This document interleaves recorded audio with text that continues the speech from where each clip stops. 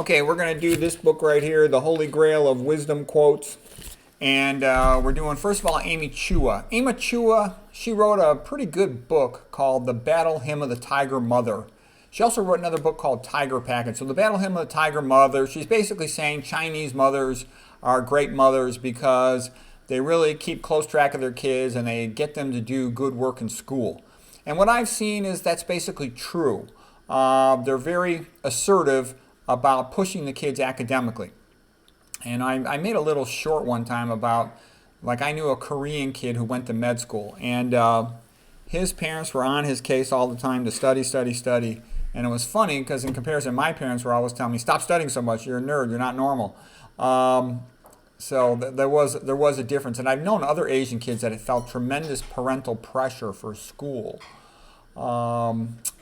So Battle Hymn of the Tiger Mother was about that. It'll sometimes alienate the kid, but it's better that the kids burns out from studying too much than that they burn out from using drugs, which happens to a lot of, Christian kids, I would say, and other kids.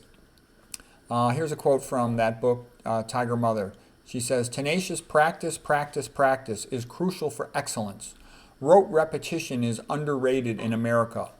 All decent parents want to do what's best for their children. The Chinese just have a totally different idea of how to do that. Tiger parenting is all about raising independent, creative, courageous kids." I don't know exactly if that's true. Asian kids tend to get really good grades in school, but I wouldn't say they're necessarily that creative. You don't see that many Asian comedians, okay? I think a lot of times their parents push conformity. If I look at the biggest number of creative geniuses, in my experience, now don't get me wrong, there's a difference between being a prodigy, that's somebody who learns fast. I've seen a lot of Asian kids that are prodigies in mathematics. A prodigy is somebody who learns fast, established stuff.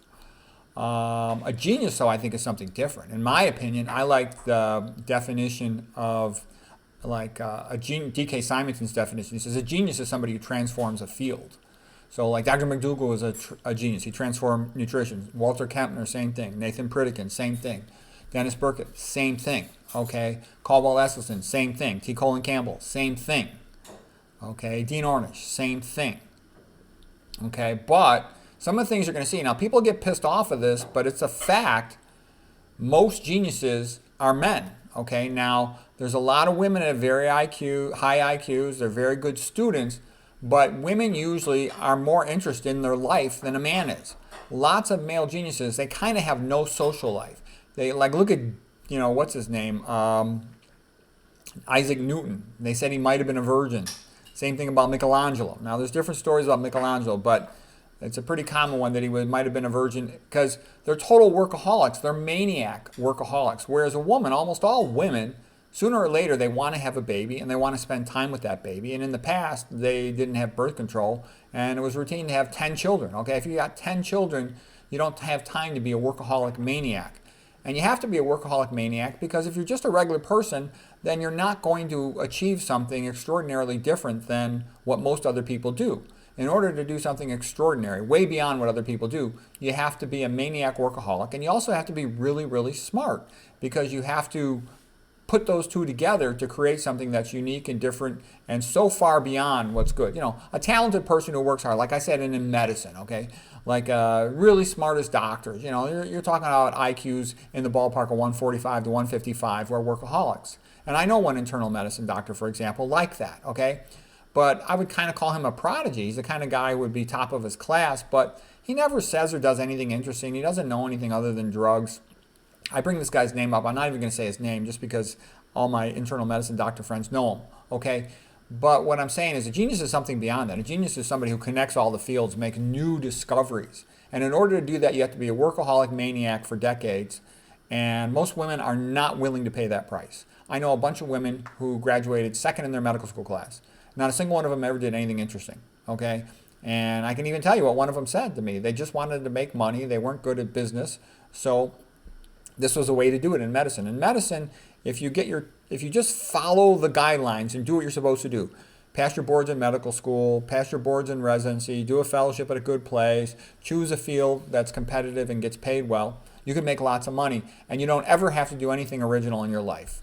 And so I'm saying that. I also think Christianity is the reason why science came out of Christianity, came out of the Catholic Church, is because of all that stuff about man was created in the image of God, therefore God the creator created man, man can be a creator too. That makes you want to aspire to the idea that all mankind is brothers. You want to do something great for mankind. Versus a lot of religions, like a lot of Asian countries, you're double screwed because number one, there is no God in a lot of those religions. Confucius was a guy, okay? Buddha was a guy.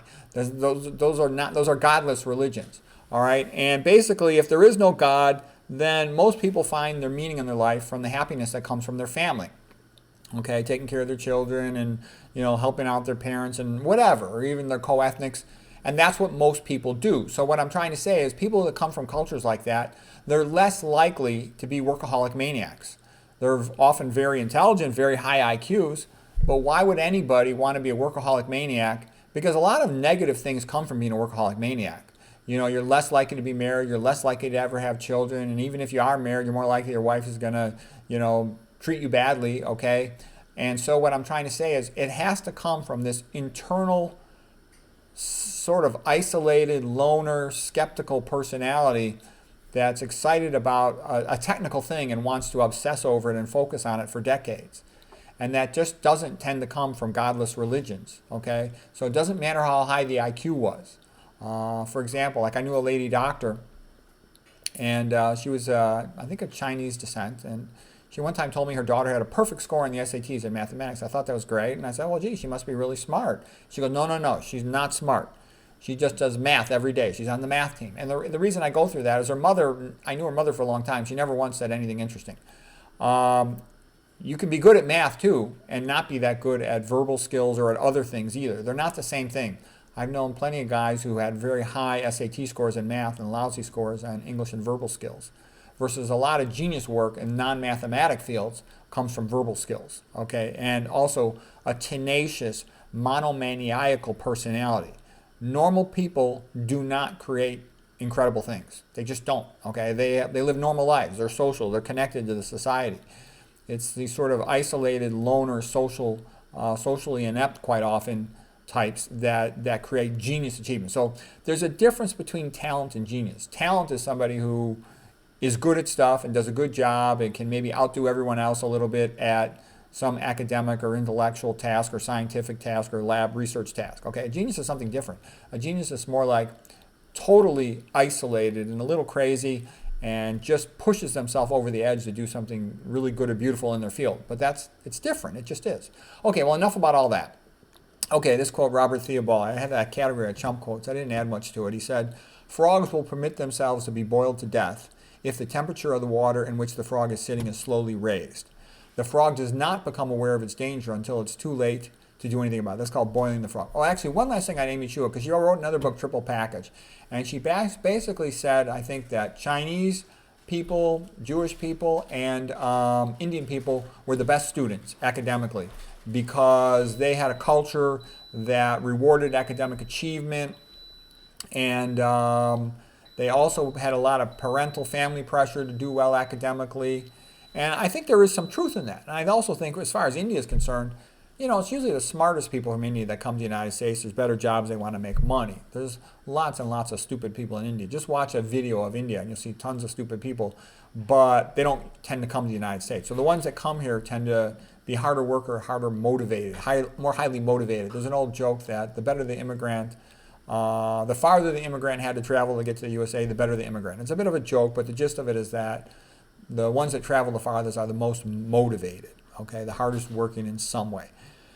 Okay, sure, it's a stereotype, but sometimes there's a little bit of wisdom in there. Okay, the next person we're going to talk about is Winston Churchill.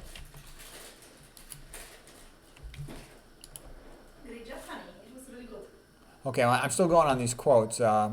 Winston Churchill, a lot of people say he's the greatest guy who saved England. There's other people say he's a jerk and a socialist and he destroyed England. Okay, so there's a lot of controversy about Winston Churchill, but he is pretty interesting. So here's some quotes from him. And by the way, when I quote somebody, it doesn't mean I agree with them. It just means I think their quotes are interesting. I can actually dislike some of the people who I quote, but if I think their quotes are interesting, I'll include them in the quotes. Okay, and here's one that I actually do agree with. Churchill says, schools have little to do with education.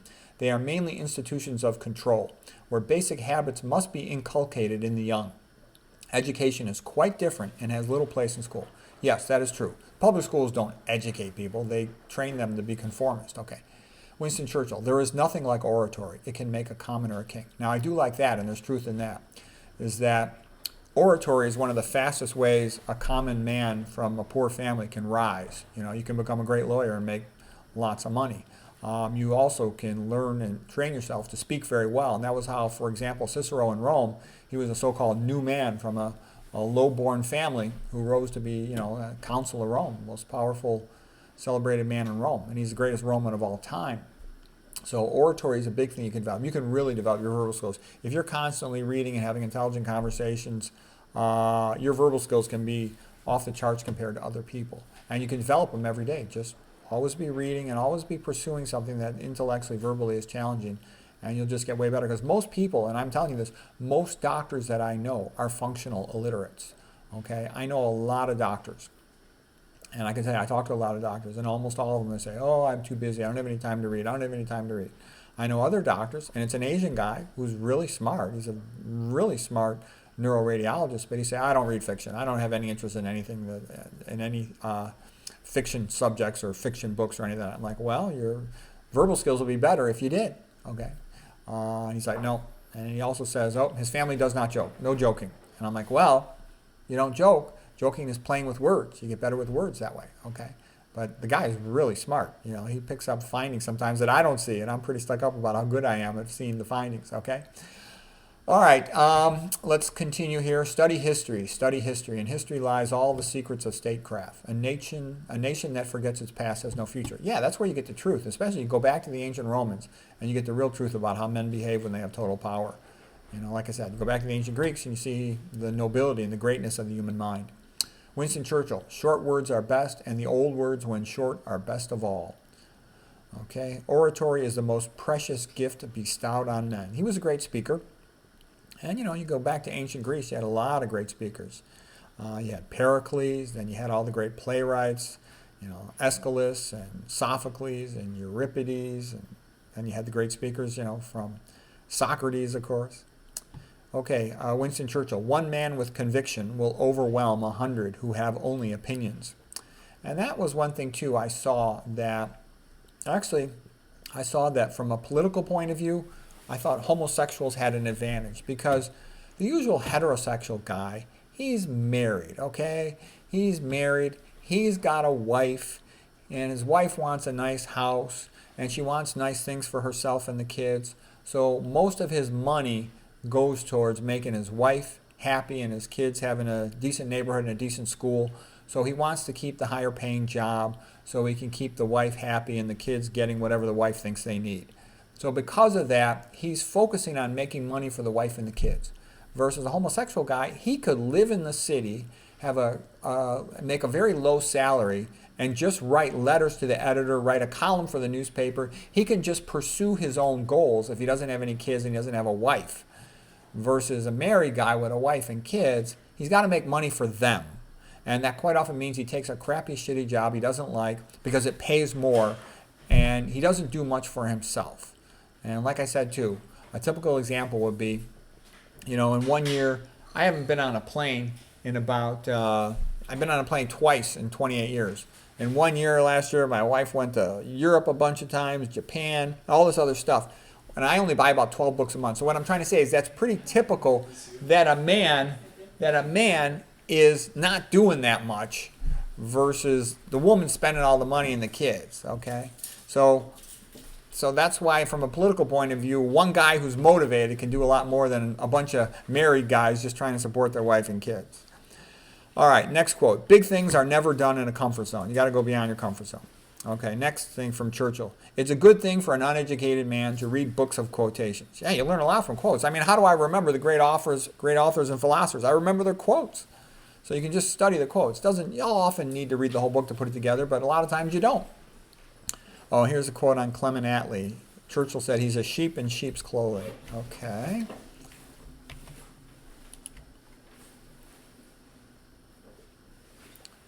Okay, we're almost done with Churchill. A couple more Churchill quotes. He says, a good speech should be like a woman's skirt, long enough to cover the subject and short enough to create interest. And then stuff from World War II. The Battle of France is over. I expect that the Battle of Britain is about to begin. Upon this battle depends the survival of Christian civilization.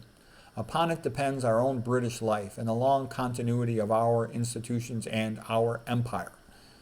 Let us therefore brace ourselves to do our duties and so bear ourselves that if the British Empire and its Commonwealth last for 1,000 years, men will say, this was their finest hour. That was Winston Churchill in 1940.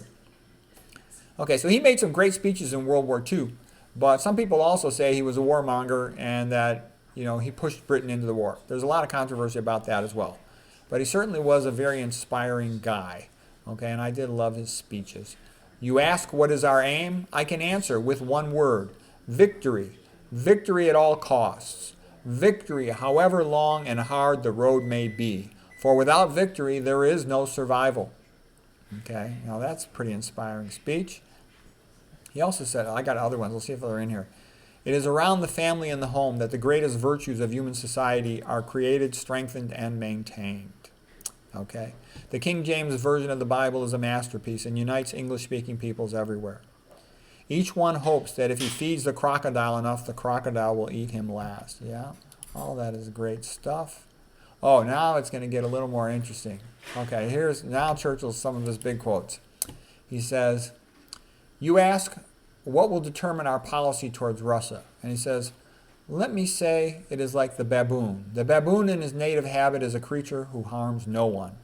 The baboon in a cage at the zoo is a creature who is an object of profound interest and sometimes commiseration from the spectators. The baboon in bed with your wife or your sister is something no one can regard without profound horror and disgust. These 3 sentences will indicate the ideas that decide my policy towards Russia. Okay, so that was kind of funny. Churchill continues, I have nothing to offer but blood, sweat, and tears. All right. Now here's another quote from Winston Churchill about World War II with regard to the Germans. He said, we shall defend our island, whatever the cost may be. We shall fight on the beaches. We shall fight on the landing grounds. We shall fight in the fields and in the streets. We shall fight in the hills. We shall never surrender. All right, Winston Churchill at his best. Okay, a little more Winston Churchill. We're almost done here. The problem with capitalism is unequal sharing of the wealth. The problem of socialism is the equal sharing of misery. I think he also said the problem with socialism is that eventually you run out of other people's money. Okay, he continues. Nothing is so firmly fixed in our memory as that which we have blundered. Yep. Hyphens are a blemish to be avoided wherever possible. An appeaser is someone who feeds a crocodile hoping it will eat him last. From the Stettin in the Baltic to the Trieste in Adriatic, an iron curtain has descended across the continent. So that was a great metaphor for Russia. An iron curtain descended across the continent. Here's another one. Russia is a riddle wrapped in a mystery inside an enigma. Okay, apt analogies are among the most formidable tools of the rhetorician. Courage is the first of human qualities because it is the quality which guarantees all other. A lie gets halfway around the world before the truth has a chance to put its pants on. Okay, and that's it for Winston Churchill. I hope you found those interesting or helpful.